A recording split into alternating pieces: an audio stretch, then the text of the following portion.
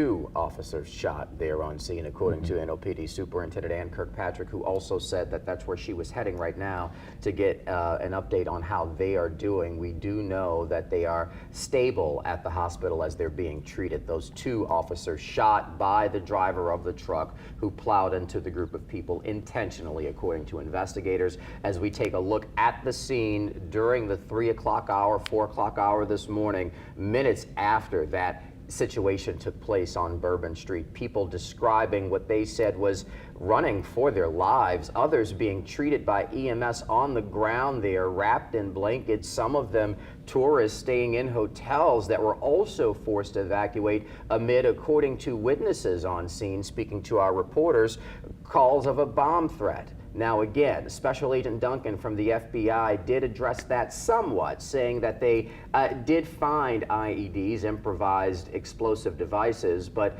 didn't clarify or specify as to what those were, when they were found, where they were found. So working to get to the bottom of that one as well. You know, of course, we can sit here and have so many questions for officers, but they have a lot of questions too. They're still trying to put this together as all of this unfolds, trying to get us the information. So we're not slamming, of course, the police department. They're trying to do their job. They're trying to answer all these questions as well, because they probably still don't know why this man purposely decided to do this.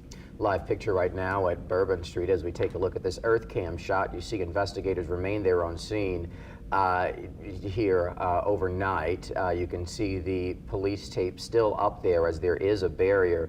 Earlier you may have seen, as we had this shot up, officers speaking to a gentleman there and guiding him out of the area. Again, a lot of questions. You see people walking by, walking up, folks presumably trying to ask where to go here. So again, officials telling folks, as this officer is guiding the gentleman there, avoid the French Quarter, essentially an 8-block area from Canal to St. Anne, Bourbon being the center point there. Steer clear of that area as investigators work to get to the bottom. As a matter of fact, I said it was a live shot. This is a recording of that video I was telling you about a little earlier, people just trying to figure out what to do. Some key points here from Chief Kirkpatrick. That man, again, intentionally driving a truck down Bourbon Street. 2 police officers shot. They are stable right now. Chief Kirkpatrick headed to the hospital to get an idea of how they're doing and to speak to them.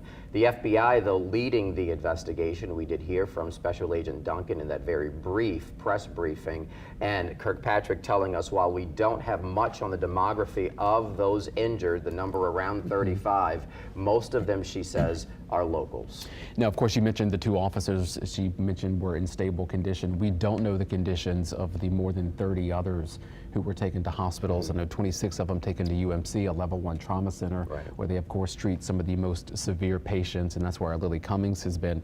So the fear, of course, in that, when you have that many injuries, not knowing the extent, is could the death toll rise? We know it stands at 10 right now. Will it go up? We certainly hope not, but of course, it's in the realm of possibilities when you have this many people injured, not knowing the severity. Right, and 26 people over at UMC right now being treated, according to Superintendent Kirkpatrick, where our Lily Cummings is reporting. And again, Lily pointed out through her extensive reporting here that, yes, UMC is a level 1 trauma center, and what that means is they are ready. That is the place to go if you're dealing with a life or death matter and you need doctors in the emergency room to jump into action. We do want to get to our Lily, who continues team coverage reporting this morning over at UMC. Lily. Brandon, that's right. As you just mentioned, level 1 trauma center here at UMC. This is where you want to be. It has some of the best doctors because they've seen some of the worst incidents. Of course, they're known for their care when it comes to gunshot wounds. Obviously, tonight we know they might be dealing, or this morning rather, we know that they might be dealing with gunshot wounds as well as folks who were injured by that car plowing through the crowds. Now, you mentioned 26 here at UMC, 4 at Truro, 4 at Ochsner Baptist, and at least 1 at Tulane, putting the number of injured around 35 individuals.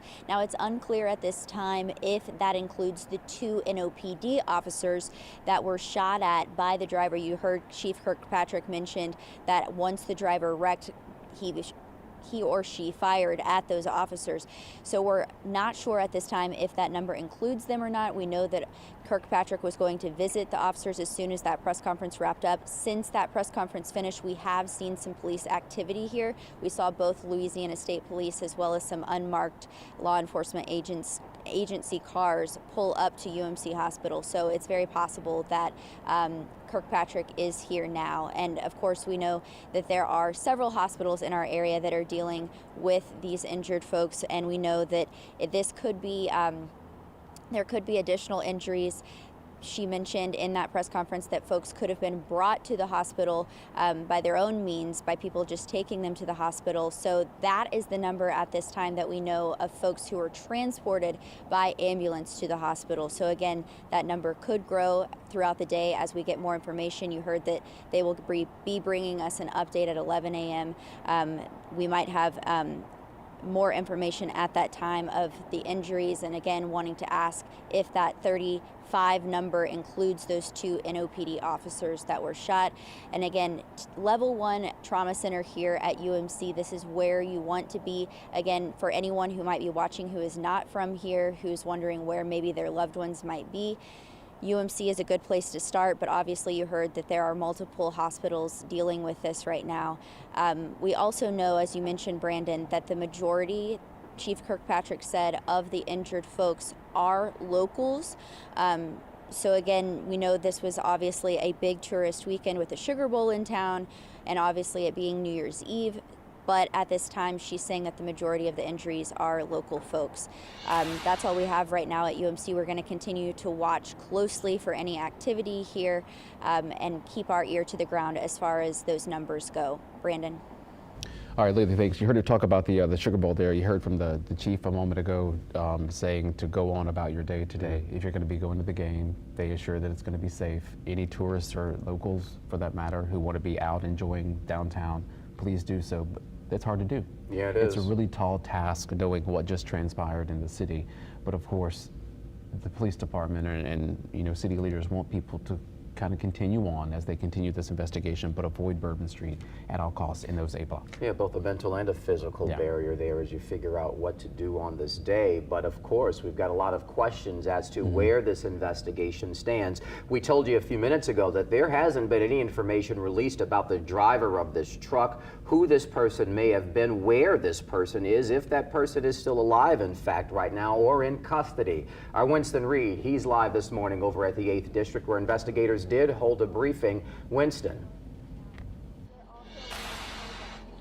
A lot of questions still to be answered, but something we do know that we've been asking all morning is if this situation was intentional, and Superintendent Ann Kirkpatrick did it. Confirmed that the driver of this vehicle, who the mayor is considering a terrorist, they are saying this was an intentional act by that driver who plowed through many people in the French Quarter on Bourbon Street. Superintendent Ann Kirkpatrick also said that the driver also disregarded barricades that were set up in place to prevent vehicle traffic in that area. So, that speaks to the intentionality of this situation.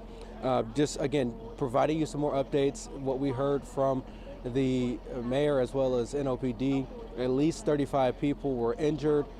2 officers were also injured. They were shot following that vehicle crash in the French Quarter after people were struck by that vehicle. We don't know if the 2 officers were included in that number of victims injured. We do know that a majority of the victims, according to NOPD, are locals as well. That's what we were told, but we are still working to figure out who this suspect is, who was driving the vehicle, and if that person has been detained, if that person is dead. There were a lot of people in the area. There were plenty of law enforcement in the area as well. Of course, as we mentioned, 2 law enforcement officers are being treated for gunshot wounds. And there's also been reports of an explosive device. That's according to the special agent in charge, the federal agent who was speaking following the superintendent's comments and the mayor's comments. She said that an explosive device is being investigated as well. And 8 blocks surrounding Bourbon Street are closed off. So Bourbon Street, at least for the remainder of the day, is closed off to vehicle traffic and foot traffic as well, which will also bring up more questions about the hotels in the area. We did mention about some hotels being evacuated earlier this morning, and we did show video on social media of many of those people returning to their hotel this morning. And so the question is, will those hotels be evacuated once again?